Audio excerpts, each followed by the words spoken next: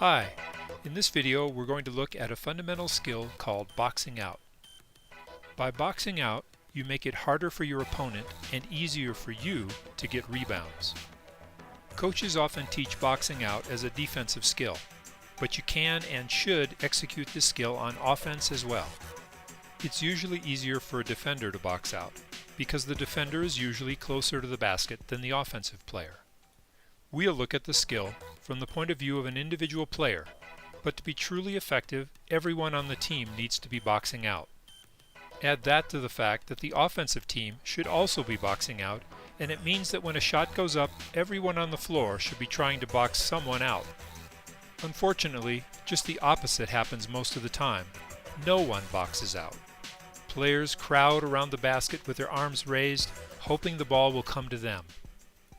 It reminds me of that moment in a wedding when the bride tosses her bouquet to all of her unmarried friends. These girls look like they're waiting for a bouquet to fall into their hands. Now that I think of it, wouldn't it be great to see the participants at a wedding reception boxing out and catching the bouquet? Now that would be fun. Let's take a look at the steps necessary to box out your opponent, whether on a basketball court or at a wedding reception. Begin by closing the distance to your opponent and face them. Move to about an arm's length from your opponent. If you're already guarding them closely, then you've already closed the distance. Next, place your right hand on your opponent's right hip and step through the space between you with your right foot. Be sure to plant your right foot wide of their right foot. Now swing your left foot around in a reverse pivot, keeping your right hand on their hip.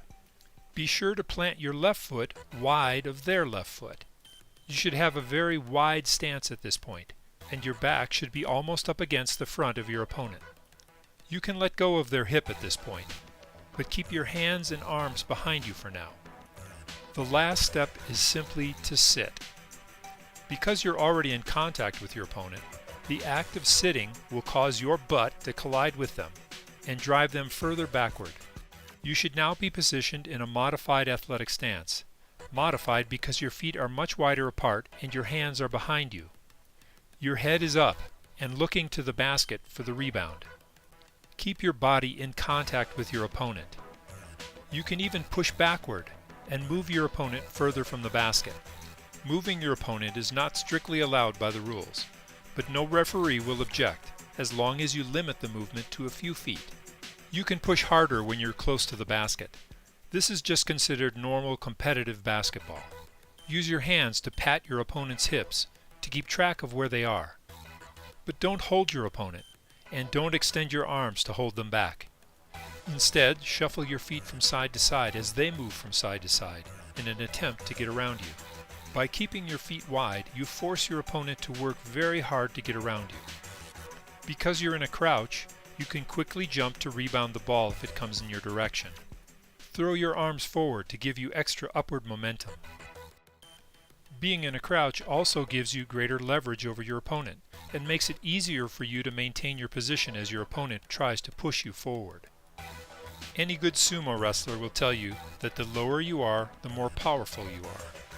By the way, there's nothing magical about beginning the move by stepping through with your right foot and swinging your left foot around. If it's more natural for you to start by stepping through with your left foot, go ahead. The choice of foot doesn't matter. What matters is that you practice the move over and over until you can do it without thinking. It's key that you close the distance before you turn. If you turn too soon, you will fail to make contact with your opponent, and it will be easy for them to get around you and take the rebound for themselves. Finally, remember that boxing out is a team skill.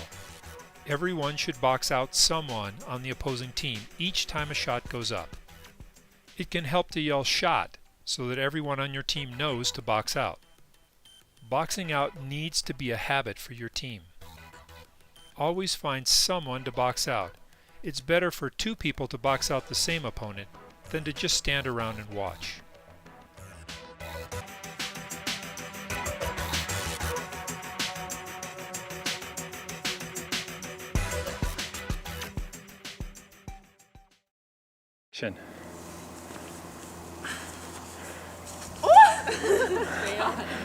Okay, again.